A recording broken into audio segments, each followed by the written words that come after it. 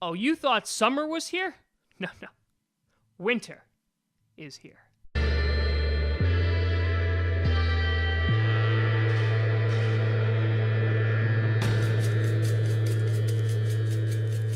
What's going on, Grassi Posse? This is Game of Toms. Back from a year hiatus. It's been quite some time since I've donned the Game of Thrones apparel behind me and in front of me. And the reason I'm coming to you today is not only did we get a beautiful, beautiful trailer, lordy was it a beautiful trailer, of Game of Thrones yesterday, but I figured I wanted to do something. We're less than a month away from the Game of Thrones premiere. It's a shorter season this year. I'm a little sad about that, but the trailer makes it look freaking awesome. But what I wanted to do now is remembering the seasons that we have previously viewed. And so today, what I'm going to be doing is I'm going to be giving you my rankings for all 6 seasons of Game of Thrones. Some of these you're going to be like, yeah, that makes sense. Some of these you might hate me for and send me death threats. Either way is totally fine, because as long as you're watching, I can pay my phone bill. So please watch. Please watch this. The number 6 ranked season, and that's season 5. Now, season 5 fails for a couple of reasons. Let me tell you about the bad stuff first, because there's a lot of things that make it pretty terrible. Dorne.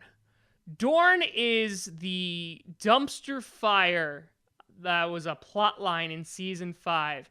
And after the amazingness, spoilers, of season 4, and you met Oberyn, and you're like, oh man, now we're going to Dorne, and it's gonna be this huge story, and I'm so excited. It was just bad. It was really, really bad, and I had a lot of hope for it. So Dorne essentially just ruined season 5 for me, because they gave it a lot of screen time, like a lot. And Oberyn is one of my personal favorite characters, and he did that in just a season. And for them to just be like, you know what, we can never mention Oberyn again, I'd be okay with that. That's a feat. That definitely is. But for more of like a personal one, because Dorne, that was terrible. Don't get me wrong. But one of the things I was actually really disappointed with, it was Arya's storyline. This is where, listen, the season 4 finale, she's going off. She's going to become a badass assassin. I'm like, yes, this is going to be amazing. And she's cleaning stuff. It was boring. And I'll even argue in season 6, like, it was boring as well. Until, like, the end where she essentially went Super Saiyan and was like, nothing can kill me. But yeah, season 5 was just terrible for all those reasons. You know, it was one that also had the Sansa scene with Ramsay, and I wasn't against it like a lot of people were, because listen, Ramsay's a bad guy. He does really bad things.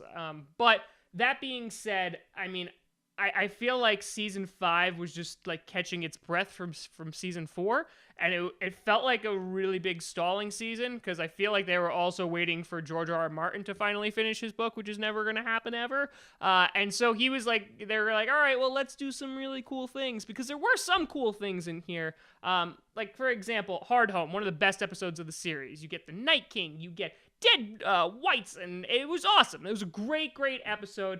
Tyrion met Daenerys, which was awesome. She flies on a dragon. Shireen gets burned to death. I sound way too excited about that, but it was an awesome scene. It was like a heartbreaking, heart-wrenching scene.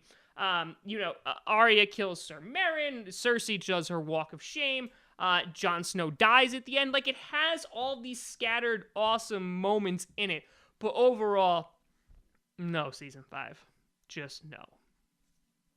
Now, the number 5 ranked season, this where we might start to get to some disagreement here. I'm not the biggest fan of season 2.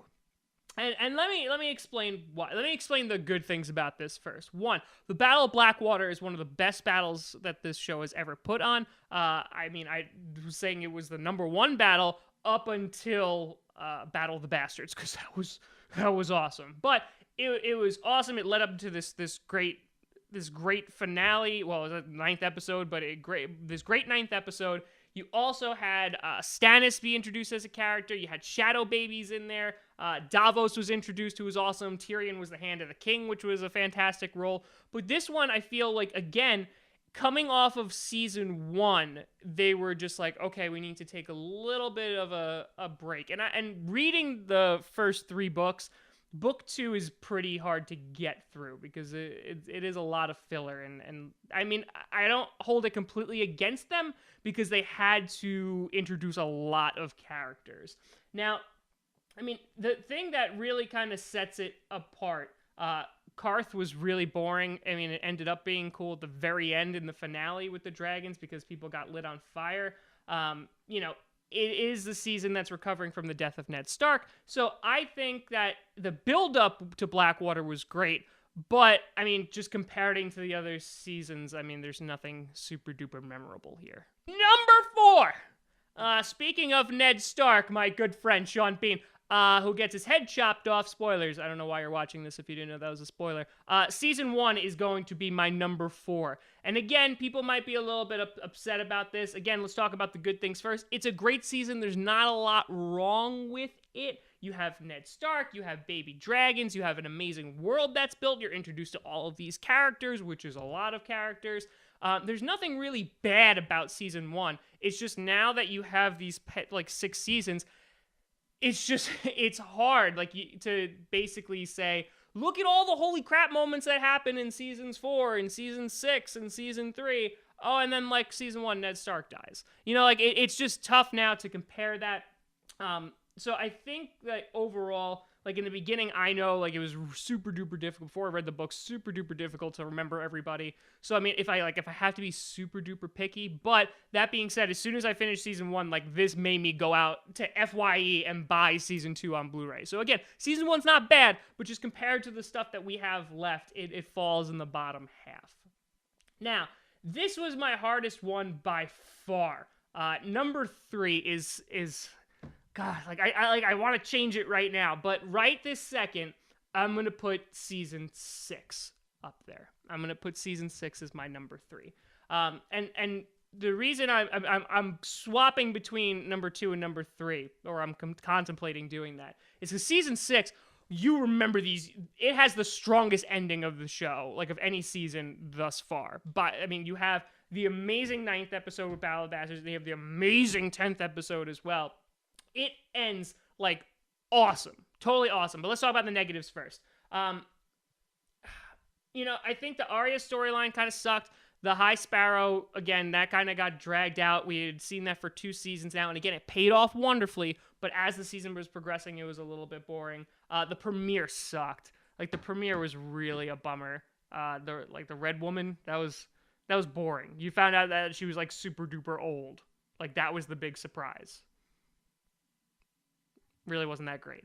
But talking about what was great, I mean, so you have you have the Battle of Bastards, which is great. You have Winds of Winter, which is great. The Door, which everybody and their mother cried when Hodor died. I mean, it's a perfect 2 episodes. So that's why it's so hard for me, because I'm it has the strongest ending. But overall, I mean, I can think of 3 really, really good episodes in season 6. The rest of them were not bad, but they were okay. But for example, Battle of Bastards, the best battle scene the show has ever done by far. Jon beating the hell out of Ramsay, gets eaten by dogs. I mean, this is amazing stuff. Cersei, that whole kills everybody. That was a phenomenal finale in every way, shape, or form. Arya gets revenge 3 seasons later against Walder Frey, which was great. You find out finally that Jon Snow is Jon Targaryen, or whatever his name is supposed to be. Those 3 episodes are amazing, and I love them. I think I love them too much, though, and I'm trying not to be biased. But when the show is completely over, I'm going to have to go back and look at these again. My numero dos, number 2, is season 3. Now let me talk about the negatives real quick, because there's a couple of them, and then it's mostly positive. The finale was a little bit weak. It really, again, that's a very small negative, considering episode 9, the Red Wedding episode, was woo! We needed a cool down, but it really didn't do anything. I mean, it ends with a lot of people calling Daenerys mother. They're like, hey, mom! Sam! And then the season ends. It really doesn't do anything for me. Theon getting tortured for an entire season. Listen, after I hated him so much in season 2, I was like, there's no way I would ever like this character. But, I mean, like, there was a point where I'm just like, okay, this is like watching a Saw movie. I need to be done now. And so that was a little bit of a meh. But let's talk about the big moments. So because season 2, as I was talking about before, is definitely a transitional season. This season was like, okay, here we go. It seemed like it was all leading up to the Red Wedding. And of course, there's a Red Wedding where, hope, love, and your dreams get stabbed repeatedly in the stomach and heart. But besides that, I mean, I think we all know about the Red Wedding, which has now really set the precedent for, like, shocking moments on TV. But one of the big things that stand out for me is the Brienne and Jaime storyline, because that is an amazing turn of a character, Jaime, who everybody hated. He didn't really do anything in season 2, becomes one of the fan favorites. I liked Jaime after that. Sam kills a White Walker, which is amazing. Dany sets some people on fire with her dragons, which are amazing. You find out Bran is a warg.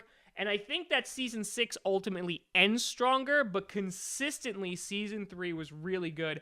And the Red Wedding is just like, oh my God, you don't deserve to be happy and you never will. And I like that. Number 1, I hope you can guess because it's the only season that I haven't mentioned yet, is season 4.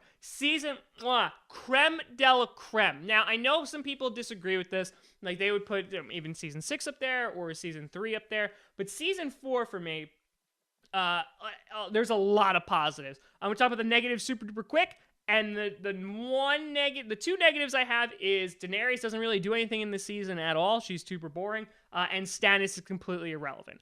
Those are like my two nitpicky things with season 4. But when we're talking about season 4, I thought after the Red Wedding, I was like, crap, now we're going to have another transitional season. But they were like, no, hold on. We're going to give you some amazing television here. For example, second episode, just watching, boom, Joffrey is dead. Fantastic, amazing. I was like, yes, choke, and please show it. Don't turn the camera away.